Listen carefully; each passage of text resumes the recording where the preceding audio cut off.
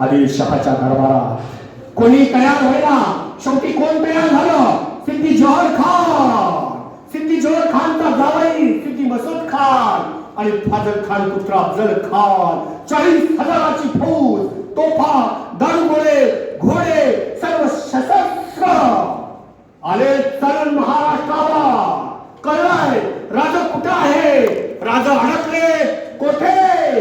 पन्हाळगडावर. फौज आली, घोड्यांच्या टापांचा आवाज. एकी राया बहिणींना वाटलं आता आपल्या अपूरची पुन्हा लक्तर होणार. वाटलं येथील शेतकऱ्यांना आपली पिकांची नासधूस होऊन घोड्यांच्या टापाखाली पिकं चिरडली जाणार. पण ते राजे होते. राजांनी यातील कोणतीही गोष्ट होऊ दिली नाही आणि स्वराज्यासाठी पुन्हा सज्ज झाले छत्रपती शिवाजी महाराज. सैन्य आलं 40,000चं, पण हा गडाला वेढा टाकला. वेढ्यातून मुंगी आत जाणार नाही. 40,000चं सैन्य, दारू, गोळा, तोफा आणि वेढ्यातून बाहेर पडायला पाहिजे. उन्हाळ्याचे दिवस, मार्च संपला, एप्रिल संपला, मे संपत आला. आता वेढ्यातून बाहेर कसं पडायचं? वेढ्यावर रसद कमी, किल्ल्यावर रसद कमी आहे आणि हे मावळ्यांना आता रसद कुठून आणायची? वेड्यातून बाहेर पडलंच पाहिजे. आणि त्याचप्रमाणे राजांप्रमाणे दिसणारा, राजांप्रमाणे चाललं, राजांप्रमाणे दाढी, राजांप्रमाणे वकूफ असणारा एक मावळा पळत आला. राजांना मुजरा केला. राजमुजरा शिवाकाशी त्या मावळ्याचं नाव. राजा म्हणतात शिवाकाशी तातडीनं गेलं केलं. राजा वेड्यातून बाहेर पडणारच. अरे शिवाकाशी तुला कसं माहिती आपल्याला वेड्यातून बाहेर पडायचे? राजा तुम्ही स्वराज्याचे स्वामी आणि आम्ही तुमचं मावळं हाय. अरे तुमच्या काळजाचं ठोकरी राजा आम्ही ओळखतो. आता तुमच्या मनामध्ये काय विचार चालले हे काय आम्हाला कळत नाही का? राजा वेड्यातून बाहेर पडायचं. शिवाकाशी कसं बाहेर पडता येईल? राजा मी दिसतो तुमच्याप्रमाणे, मी चालतो तुमच्याप्रमाणे, वकूफ तुमच्याप्रमाणे, दाढी तुमच्याप्रमाणे, तुमचा वेश धारण करतो आणि जातो की सिद्धीच्या भेटीला. सांगा त्या सिद्धीला तहाची बोलणी करायची, वेडा दिला करा. नाही शिवाकाशी नाही. काही दगाफटका झाला तर होत नाही राजा दगाफटका. आणि झालं विशांत चालू.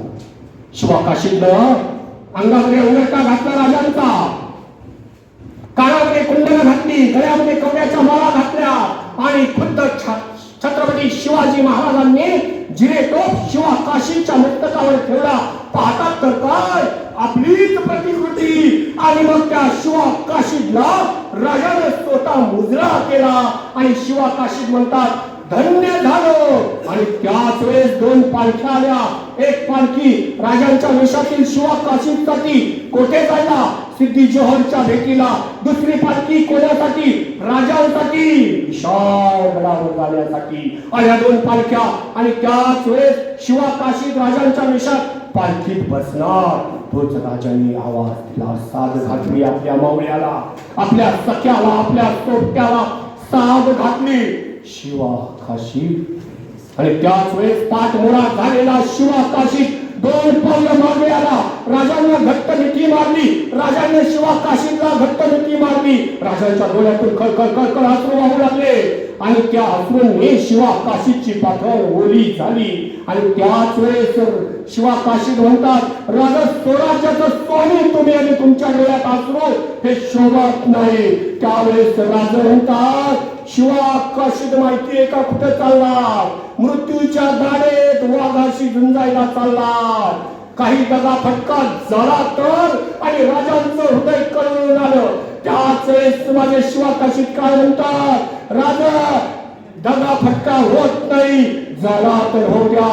लाख मेले तरी चालतील. राजा लाखांचा पोशिंदा जगला पाहिजे. आणि झाली भेटीची तयारी. शिवाकाशीत पालखीत बसले, भेटीसाठी तयारी झाली. आणि त्याच वेळेस राजा म्हणतात सिद्धीच्या तंबूपर्यंत पोहोचायचं नाही, सिद्धीला हुलकावून द्यायची आणि पुन्हा विशाळगडाकडे यायचं. परंतु तुम्ही मात्र सिद्धीच्या गोटात सापडायचं नाही. पण घात झाला, नीतीनं डाव आखला. सिद्दी जोहरच्या सैन्यानं शिवाकाशीची पालखी पकडली. सैन्याचा वेढा पडला, नंग्या तलवारी उपसल्या आणि त्याच वेळेस पालखीचा पडदा बाजूला केला. पाहतात तर छत्रपती शिवाजी महाराज. परंतु सैन्याला थोडासा संशय आल्यासारखं झालं. तशीच पालखी घेतली, तीच पालखी सिद्धी जोहरच्या तंबूच्या बाहेर नेली आणि तंबूमध्ये राजांच्या वेशामध्ये शिवाकाशीत प्रवेश करणार. तोच त्या तंबूमध्ये कोण होता? सिद्धी जोहर खान. त्या सिद्धी जोहर खानाला संशयाचा कल्लोळ दाग झाला आणि सिद्धी जोहर खान काय विचारतोय? अगर जान चाहिए तो सच बताओ, आप ही सचमुच शिवाजी महाराज है? हाँ, नाही निष्ठा घडली. शिवाकाशीत म्हणतोय, मैं हूं सचमुच शिवाजी महाराज. आणि त्याच वेळेस पुन्हा तोच खडा सवाल, आखरी बार बताओ, आप ही सचमुच शिवाजी महाराज है? हाँ, मैं हूं सचमुच शिवाजी महाराज.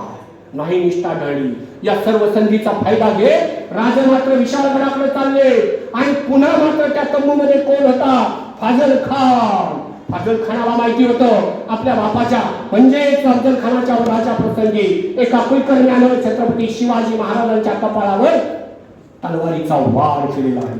तलवारीचा वार असेल तर असली शिवाजी महाराज, नसेल तर नकली शिवाजी महाराज. तो फाजल खान 4 पावलं पुढे आला आणि शिवाकाशीचा राजांच्या वेशातील तो जिरेटोप मागे केला. ज्या क्षणी जिरेटोप मागे केला त्या क्षणी खात्री पटली कपाळावर कोणती खून नाही आणि किंचाळला तो फाजल खान, मार डालो उसे, ए असली शिवाजी नाही आहे, नकली शिवाजी. आणि त्याच वेळेस तलवारी उपसल्या, तलवारींचे वार झाले, छातीमध्ये भाला खुपसला. शिवाकाशीचा देह रक्ताच्या थरोळ्यात पडला आणि शिवाकाशीत अंतिम घटका, अंतिम श्वास घेत होते. त्याही अवस्थेत त्या सिद्धी जोहर खानानं पुन्हा विचारलं, अगर आखरी बार तो बताओ आप कौन है? त्यावेळेस माझे शिवाकाशीत म्हणतात, शेवटच्या श्वासाच्या वेळेस सुद्धा जन्माला येताना शिवाकाशीत म्हणून जन्माला आलो.